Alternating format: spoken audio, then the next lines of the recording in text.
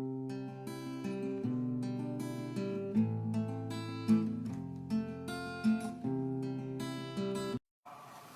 the Big Bang Theory is true, then I would like to know what exploded and where did it come from and where did the energy come from and where did the space come from for the matter to expand into, and where did the organization come from and where did the information come from? There's a whole host of questions that are a whole lot harder for you to answer than in the beginning God.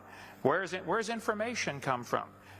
This universe is not just random molecules circulating around. I mean, it carries information. Just like a book is so much more than ink on a paper. It carries information. And the DNA is more than just chemicals. It's information.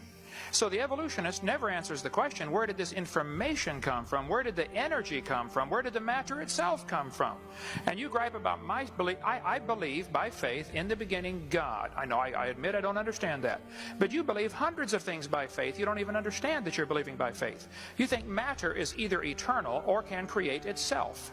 What's the two choices? How did matter get here? The world is here. Where did the matter come from? Did it just have imagination? Or it had a beginning? Or matter is eternal, which is both of the second two options are in violation of the obvious laws of thermodynamics. Matter doesn't create itself. And everything degrades over time.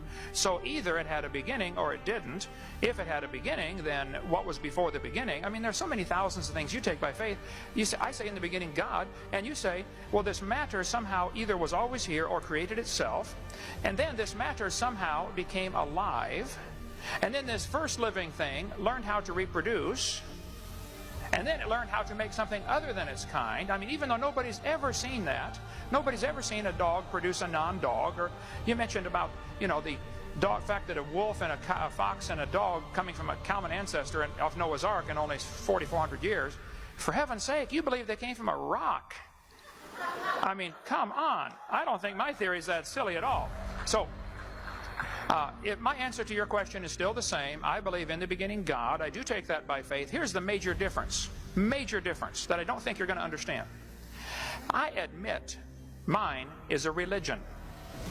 They do not admit theirs is a religion. They want you to think what they believe is science, and all of you should pay for their religion to be taught in this university. And that's the situation we have today, and that's unfortunate. There have always been situations where the majority taught something. I mean, in the Soviet Union 15 years ago, if you stood up and said, hey kids, I don't believe in communism, I think capitalism is a better system, you would be in Siberia if you survived.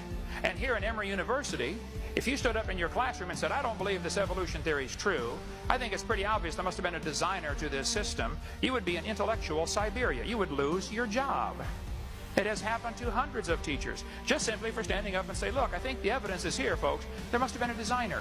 If I asked you to explain how computers came to be, but you cannot use man as your answer, I only want a purely naturalistic explanation for the origin of computers. Purely naturalistic. The answer has to lie within the computer. How did these molecules get together? How did this data get together? How did these plastic molecules come together and the different silicone chips? How did it happen? Your answer has to lie in the computer. I've already eliminated the only obvious answer to the problem at the beginning by my definition. They're trying to eliminate the only logical answer to the question by their definition of science. They want to define science as things that we can observe and test and demonstrate in the natural world. Okay, well then that eliminates both evolution and creation. Both are unobserved. We don't see anything change. We don't see anything created from nothing. Here's the problem. Both creation and evolution are religious. I admit mine's a religion. They don't admit theirs is a religion. And all of us are paying for their religion to be taught in the school system. And I, for one, resent that. So my answer is still the same. God did it.